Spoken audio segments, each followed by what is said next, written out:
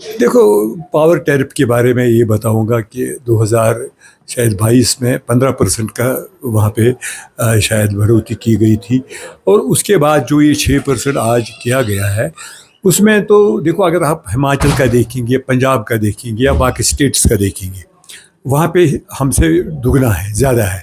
تو اسی لیے کیونکہ 3,000 کروڑ کا یہاں پہ ہمارے پر بوجھ ہے، اس کو بھی مطلب اس طریقے سے کرنا ہے. اور لوگ بھی مطلب آج جب میں کانسٹیچوئنسی میں کسی جگہ پہ میٹر لگاتے تھے، لوگ پروٹیسٹ کرتے. آج لوگ میرے پاس آتے ہیں کہ نہیں جی ہمیں یہ میٹر لگاؤ، کہ میٹر لگانے سے بہت فائدہ ہو اور بجلی بھی بچ گئی. تو مجھے لگتا ہے کہ یہ جو سسٹم ہے 6%، تو مجھے لگتا ہے کہ اگر کسی کو 1,800 یا مطلب اس سے زیادہ بل آتی تھی، مجھے لگتا ہے کہ وہ اس سے 50% کم آئے گا 6% بڑھانے کے باوجود. دیکھو آپ کو یہ معلوم ہونا چاہیے، جب ہم نے یہ باتیں کی، مینیفیسٹو کی بات کی، تب ہمیں جو آنریبل سپریم کورٹ ہے یا آنریبل پرائم منسٹر اور ہوم منسٹر، انہوں نے وعدہ کیا تھا کہ after delimitation election after election ہم کریں گے اسٹیٹ ہوڈ کو واپس. اور ہمیں اسٹیٹ ہوڈ کو مد نظر رکھ کر یہ باتیں کہی ہے، منشور بنایا تھا.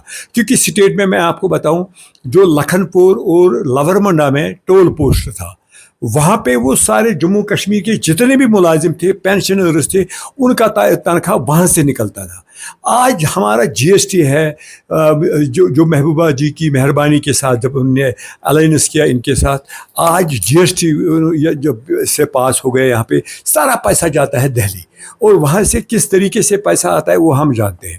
اب ہمیں بجلی بھی، کیونکہ آپ دیکھو گے کہ اگلے آنے والے جو یہاں پہ سرما ہے، جہاں پہ سردیوں کا موسم ہے، اس میں کٹوتی اس سے نہیں ہوگی، کیونکہ بجلی بہت بچ جائے گی انشاءاللہ الرحمن. لوگ بھول جائیں گے. یہ تو مجبوری ہوتی ہے کہ کیونکہ کچھ چیزیں ایسی ہوتی ہے کہ جن کو کرنے کے لیے ہمیں مجبور ہونا پڑتا ہے.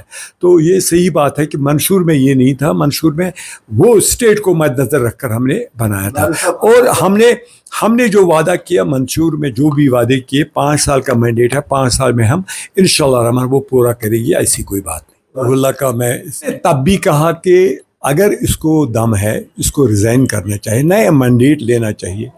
آج فاروق صاحب نے بھی وہی کہا.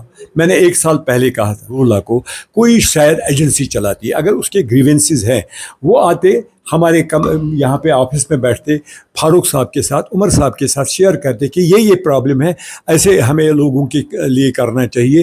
تو اس نے کیا کیا، اس نے 1 مہینہ بھی نہیں ہوا تھا، وہ پروٹیسٹ کرنے گیا عمر صاحب کے گیٹ پر، اور وہاں پہ التجا مفتی اور باقی لوگوں کے ساتھ اسٹیج شیئر کیا. اس کا مطلب یہ ہے کہ کوئی ایجنسی اس کو مجھے لگتا ہے کہ چلاتی ہے. اگر اس کے خلاف، اگر اس کا مطلب یہ ہے، وہ خود کہتا ہے کہ میں ریزائن کروں گا، ریزائن کرے، پھر نیا مینڈیٹ لے. ہم نہیں نکالیں گے. کیوں نکالیں گے؟ ہمیں کسی کو ہیرو نہیں بنانا ہے نکال کے. وہ اس کی مرضی ہے، وہ نکل جائے گا تو نکل جائے گا، نہیں نکل جائے گا تو بیٹھنے دو. پارٹی کے انڈر کام کرے تو ہم اس کو ویلکم کریں گے.